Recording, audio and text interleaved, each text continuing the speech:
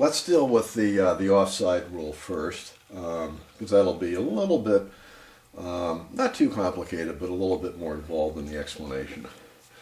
What is going to be added at U10 are two additional lines going across the field, and what they are going to do is designate a more limited area within which an offside infraction can occur, and an area of the field which we formerly have been able to call offside, that will sort of be an offside free zone, if you will, to open up play more in the center of the field and to allow kids who are really just learning the game a little more flexibility not to be called offside so often.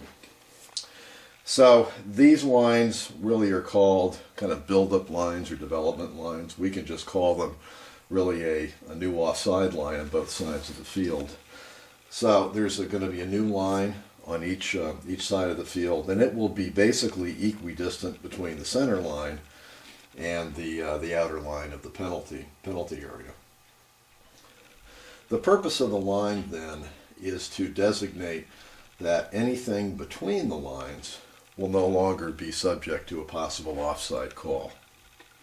And offside can only occur, or an offside infraction, between the line and the goal area. So for example, if we have, let's say, 3 attackers here and some defenders here, a pass from this attacker to this attacker who is behind, let's say this is the last field defender, today that would be an offside infraction. Going forward with the addition of the new offside line, it would require a pass from one of these attackers to a fellow teammate behind a defender within this zone. So this zone will no longer have the offside rule apply to it, and it will not apply until we get into this zone or this zone. It sounds like, wow, that's a big thing to adjust, and it's going to be difficult to explain to the kids. And what we were told at the recent AYSO Expo meeting by our head coaching director for the program was that the kids actually, in tests that they've done, have actually picked this up fairly quickly.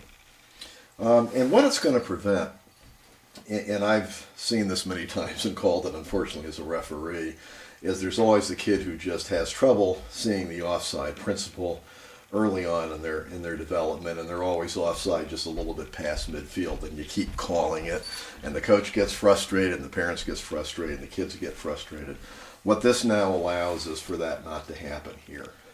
And the hope is that by adding more play flexibility here, it gives the kids more time to learn, and it'll be easier to teach them that. It's really this zone where you're going to have the offside infraction. So we'll probably make them yellow lines or red lines or something, a color that's easy to distinguish. And again, we will hold a meeting session for the coaches to kind of demonstrate this and explain it more. And then each of you with your teams will have to, let's say, have your team meet a bit early on game day, let's say on the 3rd week, and explain it to the kids. And we might have the first quarter where they have to kind of work out the bugs a little bit, but we'll introduce it. And this again is going to be a mandatory introduction. The second thing is to, and it's going to again use these lines, is to allow the goalkeepers more room to distribute the ball when they make a save. And today, as we know, the goalkeepers, get the ball and sometimes, flub the distribution, and it goes right back to an attacker, and boom, in comes the goal. And it's kind of a cheesy goal. It's not the way real soccer works as the kids get older. And so the other purpose of using the line is to give the goalkeepers a little more freedom to learn the game, to restrict the attackers just a little bit, and kind of eliminate those kind of easy goals from happening. So what is now going to happen is when the goalkeeper grabs the ball before a goal, and this doesn't apply during a goal kick, but if the goalkeeper makes a save, the attackers have to fall back behind this offside line and essentially wait for the goalkeeper to distribute the ball. And the goalkeeper will have the ability to distribute the ball either directly over the line or as close to the line as possible, or to one of the defenders who in turn, can, kick the ball upfield.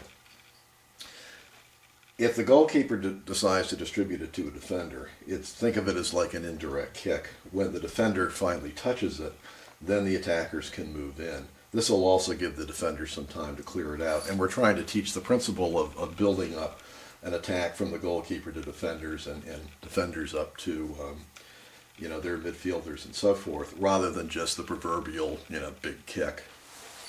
The other thing that's going to happen is punting is no longer going to be allowed in U10. And that'll be kind of a big change too. But the thing is, a lot of the kids, as we know, don't know how to punt well. They flub the punt. It winds up bouncing around in here right in front of the goal. And again, somebody comes in and scores a cheesy goal, and the coaches are panicked, and the parents are panicked, and the players are panicking. Punting is it takes a while depending upon the player. It takes a while to teach. So we're leaving punting for the older age groups. So as the kids make saves in goal, they will distribute the ball with either a throw distribution or a kick, and usually the kick allows them to get it the farthest. And this also gives the coaches time not to frantically yell, up the side, up the side. You got a little bit of time to coach them in that position. And they don't have to wait for the attackers to fall behind this line. They can choose to kick it out as soon as possible, but if they choose to wait and play it to a defender as an indirect, this gives the goalkeeper some time to make that choice, and for coaches to make some time to help coach the players back here better. So that's really the key changes that are going to take place in U10.